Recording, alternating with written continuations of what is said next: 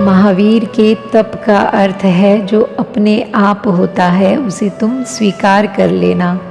दुख तो हो ही रहा है, दुख ही हो रहा है और कुछ भी नहीं हो रहा। तुम स्वीकार भर कर लेना। उसी स्वीकार में तुम्हारा याचक रूप तिरोहित हो जाएगा, तुम्हारा भिखमंगापन मिट जाएगा, तुम सम्राट हो जाओगे। जिसने दुख स्वीकार कर लिया उसके भीतर एक महाक्रांति घटित होती है। उसकी सुख की मांग तो रही नहीं, नहीं तो दुख स्वीकार न कर सकता था। और जिसने दुख स्वीकार कर लिया उसका दुख दुख न रहा। इसे तुम कभी थोड़ा प्रयोग करके देखना। सिर में दर्द हो तो तुम उसे स्वीकार करके किसी दिन देखना। बैठ जाना, शांत लेट जाना, स्वीकार कर लेना कि सिर में दर्द है। उससे भीतर कोई संघर्ष मत करना, भीतर यह भी मत कहना कि ना हो। है तो है, जो है वह है, उसे स्वीकार कर लेना। उसे साक्षी भाव से देखते रहना। तुम चकित हो जाओगे कि कभी कभी साक्षी भाव सधेगा। उसी क्षण में तुम पाओगे सिर दर्द खो गया।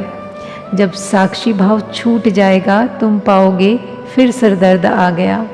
एक बड़ा क्रांतिकारी अनुभव होगा कि जब तुम बिल्कुल स्वीकार कर लेते हो सिर दर्द को, तभी वह खो जाता है। और जैसे ही फिर इच्छा उठती है कि नहीं, यह सिर दर्द नहीं होना चाहिए, कितनी तकलीफ़ हो रही है, वैसे ही सिर दर्द फिर घना हो जाता है। इसे तुम छोटे छोटे प्रयोग करके देखो। कोई भी दुख आए, और दुख तो रोज़ आ ही रहे हैं और सभी को आ रहे हैं। यह तो भवसागर है, यहाँ तो दुख पैदा हो ही रहा है, तरंगे उठ ही रही हैं और नई तरंगे पैदा करने की ज़रूरत नहीं है। जो अपने आप हो रहा है, जो अपने आप आ रहा है, जो तुम्हारे अतीत में किए कर्मों से आ रहा है, उसके ही तुम साक्षी हो जाओ तो तुमने तप संयम रूपी नौका को ग्रहण कर लिया। और इस तप संयम रूपी नौका में चारों तरफ भवसागर के तूफान उठेंगे। हर तूफान तुम्हें सुदृढ़ कर जाएगा और हर तूफान तुम्हें भीतर एकजुट इकट्ठा कर जाएगा।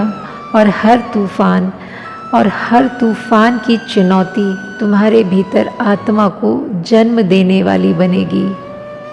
एक बार तूफान से जूझना, एक बार तूफान से खेलना और एक बार तूफान के साक्षी बन जाना। फिर लहरों में ही नए नए किनारे उठने लगते हैं। सुख खोजकर किसी ने कभी कुछ नहीं पाया, लेकिन जिसने दुख का साक्षी बनना सीख लिया उसने महासुख पाया है। साक्षी भाव परम औषधि है, दुख है निदान। साक्षी भाव परम औषधि है और मोक्ष स्वास्थ्य है।